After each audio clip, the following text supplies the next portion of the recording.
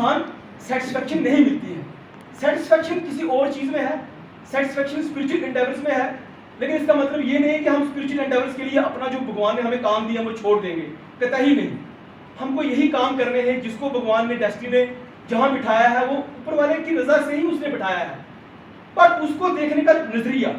जैसे इन्होंने बात की थी कि भाई माइंड ही जननी है, माइंड ही ओरिजिनेटर है इंसान के सारे सिंस का, सारे गुडविल्स का माइंड से ही ओरिजिनेट होती हैं। लेकिन एक चीज में डिफर करूंगा, उन्होंने कहा कि माइंड हमारा पॉल्यूटेड है। नहीं, देखो हम लोग कंज्यूम करते हैं ना, हम खाली मुंह से नहीं खाते, हम मुंह से भी खाते हैं, आंखों से भी खाते हैं, कान से भी भोग करते हैं, चमड़ी से भी भोग करते हैं ना, हर चीज इंसान भोग करता है। कंज्यूम क्या कर रहा है? जो इन्फॉर्मेशन हम कंज्यूम करते हैं वही जाके हमारा माइंड उसी की प्रोसेसिंग करता है, वही हमारी प्रायोरिटी बनती है। जैसे जिसकी प्रायोरिटी मनी है वो वही देखेगा वीडियो पे, हाउ कौन सा बिलियनर है, इसके पास क्या एसेट्स हैं, इसने कैसे मनी इकट्ठी की, जो पावरफुल है भाई इसने क्या क्या हद में इस्तेमाल किए, है ना। जो कुछ और चीज़ों में है, फैशन में है, जो किसी और चीज़ में है, इंडस्ट्री में, वो उसी में जाएगा। तो जो चीज़ें हम कंज्यूम करेंगे हमारे माइंड में वही प्रायोरिटी बनती जाएगी, हमारी शख्सियत वैसे ही बनती जाएगी। जिसकी थोड़ी रिलीजियस करना एक दिन का काम नहीं है। करप्शन को खत्म करने में पीढ़ियां लगेंगी, और वो अगर आज से शुरू हो कि मेरे घर में अगर मैं अपने बच्चे को बोलूं कि आप पैसे के पीछे, मोबाइल बड़ा,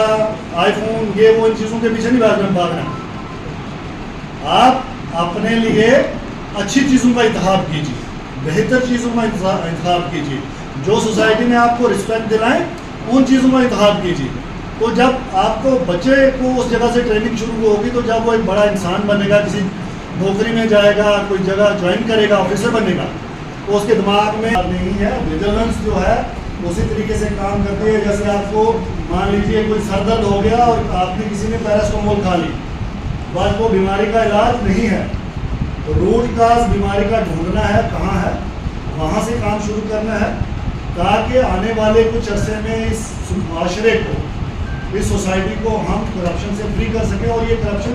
पैसा एक साइड से अगर दूसरी साइड जा रहा है तो अल्टीमेटली वो सोसाइटी को बीच में एक ट्रेनिंग ज़रूरी होती है कि बंदा रूटीन वर्क करते करते थक जाता है, तो उसको फ्रेश किया जाता है। ये थोड़ा सा सेशन लिया जाना चाहिए। अच्छा, कहाँ कहाँ हमसे ऐसी चूक हो सकती है? ज़रूरी नहीं कि हर बंदा जब पैसा लेगा तो वो तभी करप्शन हो रही होगी। कई बार ऐसा रिलीज किया जाता है और आपसे हायर अथॉरिटी से प्रेशर किया जाता है कि ये काम 10 दिन में ख़त्म होना चाहिए, और उस 10 दिन के चक्कर में आप अपना काम पूरा करने के चक्कर में कई बार हम जो है छोटी छोटी गलतियाँ, मुझे क्या बोलेगा जी, करो जो इसके तरीके से। अब जब इसको विजिलेंस पॉइंट ऑफ व्यू से देखा जाएगा तो विजिलेंस वाला ये बोलेगा नहीं जी ये तो आपने जानबूझ के किया है और इसमें करप्शन का एंगल है। तो इन सारी चीज़ों को अवॉइड करने के लिए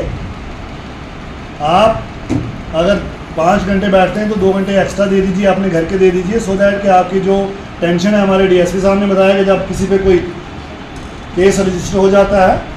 तो फिर उसको इतनी टेंशन होती है, ऑब्वियसली होगी टेंशन, और थोड़ा एसीबी वाले देते भी हैं। तो उस टेंशन से बचने के लिए आपने जो पेपर्स हैं, आपने ऊपर प्रेशर नहीं लाना है,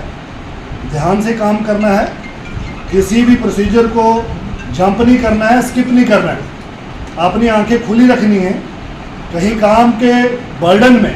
बहुत सारे काम आपके सामने आया, बोलो मैं जल्दी जल्दी काम ख़त्म करना है, तो मैंने घर जाना है, या मैंने छुट्टी करनी है, या ये मार्च जो है ये पास आ रहा है। एक तो इन चीज़ों को अवॉइड करना है। नंबर 2, जो करप्शन की अगर कहीं है, ऑब्वियसली माशरे में बहुत सारे लोग ऐसे होते हैं कि जिनको ये आदतें होती हैं, और बहुत सारे ऐसे होते हैं जो इतने ईमानदार हैं कि वो किसी से एक पैसा लेके भी राज़ी नहीं है। तो वो जो ईमानदारी है उसकी वजह से शायद दुनिया कायम है। तो ख्वाहिशात जो हैं, मेरी ख्वाहिश है कि मुझे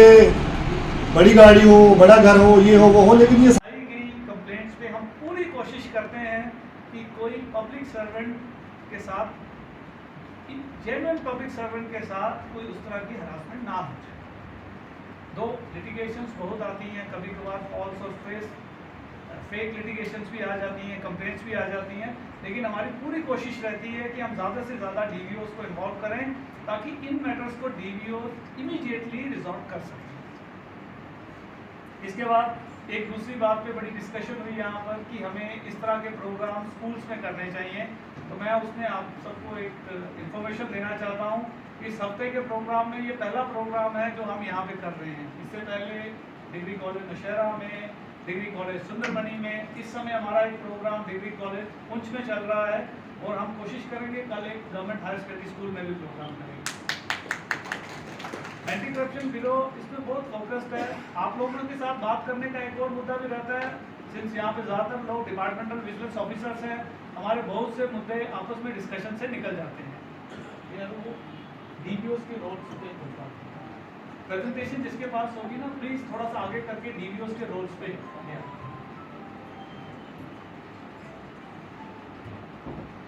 तो एक केस स्टडी बताना चाहता हूँ यहाँ पर। 2018 में पुंछ डिस्ट्रिक्ट से एक कंप्लेंट आती है एंटी करप्शन ब्यूरो में, सिंस वो मैटर एक डीए केस के रिलेटेड था। एक कंप्लेंट करता है कोई शख्स और वो बोलता है कि इस आदमी के पास इतना डिस्प्रोपोर्शनेट एसेट है। विजिलेंस हेडक्वार्टर में उसके ऊपर थोड़ा सा डिटेल में गौर किया जाता है और देखा जाता है, सिंस ये वो डिपार्टमेंट है जिस डिपार्टमेंट में बहुत ज़्यादा करप्शन से पैसा इकट्ठा करना पॉसिबल नहीं है, तो वो उस कंप्लेंट को डायरेक्टली फॉरवर्ड कर देता है कंसर्न डीबीओ को कि डीबीओ इस मैटर को थोड़ा सा जल्द से जल्द सॉर्ट आउट कर दें। आपको हैरानी होगी कि 2023 में डीबीओ की रिप्लाई आती है उस मैटर में विद दिस कि इसमें जो कंप्लेनेंट और नॉन कंप्लेनेंट है, सस्पेक्ट है, इन दोनों की कोई आपसी रंजिश थी पुरानी, इनका कोई लेन देन का मसला था, उस वजह से ये इसने कंप्लेंट की थी। और इसके साथ जो हमारा पब्लिक सर्वेंट है वो पिछले साल 2022 में रिटायर भी हो गया है। अब ये मैटर जब हेडक्वार्टर में आता है तो कंप्लेनेंट एक और कंप्लेंट साथ में डीओ की रिपोर्ट भी उसके हाथ लग जाती है, उसके साथ ही रिटायर हो जाए, अपनी पेंशन ले ले, उसके बाद डीए केस करते हैं। तो यहाँ एक छोटा सा पॉइंट रह जाता है, इशू फंसा हुआ है, उसकी एनओसी फंसी हुई है। 50% से ज़्यादा वो केसेस होते हैं जिसमें मिसलेनियस मैटर्स में हम वेट कर रहे होते हैं डीवीओ की रिप्लाई का। डीवीओ और इन मैटर्स पे बड़ा टाइमली और हमें प्रॉपर रिप्लाई दे दे। हमें सिर्फ एक ही चीज़ की ज़रूरत होती है, टाइमली और लॉजिकल रिप्लाई। अगर लॉजिकल रिप्लाई है, मैटर क्लोज हो जाता है, उसमें कोई ज़्यादा डिस्कशन या कोई उस तरह का इशू रहता है। बट उस एक पार्ट पे मेरी आप सबसे रिक्वेस्ट है, थोड़ा सा एक बार फिर से हम रोल्स एंड रिस्पॉन्सिबिलिटीज ऑफ डीवीओ, आप सबको ये पता है, आप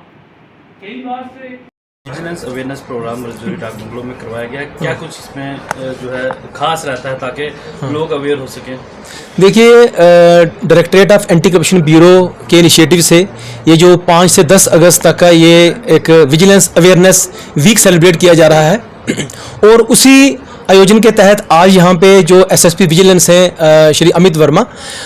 उनके साथ उनकी पूरी टीम, जो डीएसपीज हैं विजिलेंस में, इंस्पेक्टर, इनकी पूरी टीम ने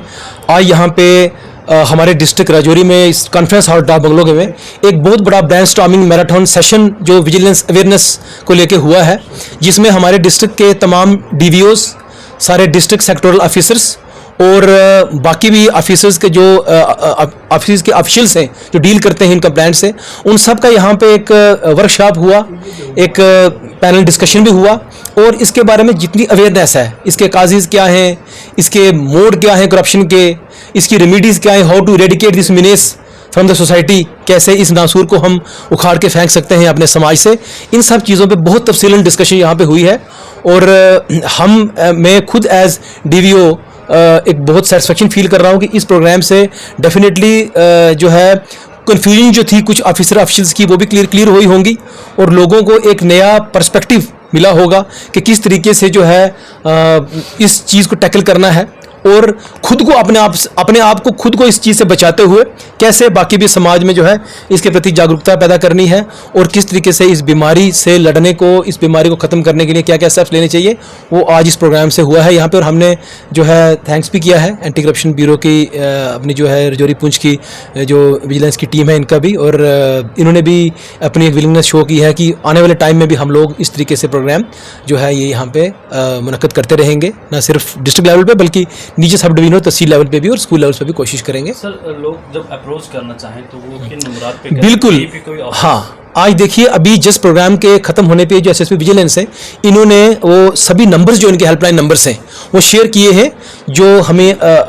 हम आपके कलीग से भी हमने शेयर किए हैं। और आपसे भी गुजारिश रहेगी कि आप सभी लोगों के बीच, क्योंकि आप लोगों से जुड़े हुए हो, सभी लोगों के साथ ये नंबर शेयर किए जाएँ ताकि किसी को भी कोई भी शिकायत हो, कहीं भी शक शुबा हो, सीधा इन नंबर्स पे जो नंबर्स हैं विजिलेंस के ऑफिसर के, इनके साथ रब्ता करें और उसकी शिकायत करें, दर्ज कराएं, ताकि कार्रवाई कानूनी तौर पर की जाए। सर मास लेवल पे इसकी अवेयरनेस के लिए क्या आने वाले समय में और अवेयरनेस कैंप लगाए जाएंगे, जिस तरह से कॉलेजेस हो गए, यूनिवर्सिटीज, स्कूल, क्योंकि जो स्टूडेंट है वही फ्यूचर है आने वाला, तो उन्हें इन चीज़ों की नॉलेज। देखिए मैंने आपको जैसे अभी बताया कि ये प्रोग्राम न सिर्फ आज हम यहाँ रजौरी डाक बंगलों में कर रहे हैं, बल्कि यही प्रोग्राम सैम इस वक्त सुंदरबनी में चल रहा है, पूंछ में चल रहा है, कुछ स्कूल्स में भी चल रहा है। और ये तो पूरा वीक जो है ना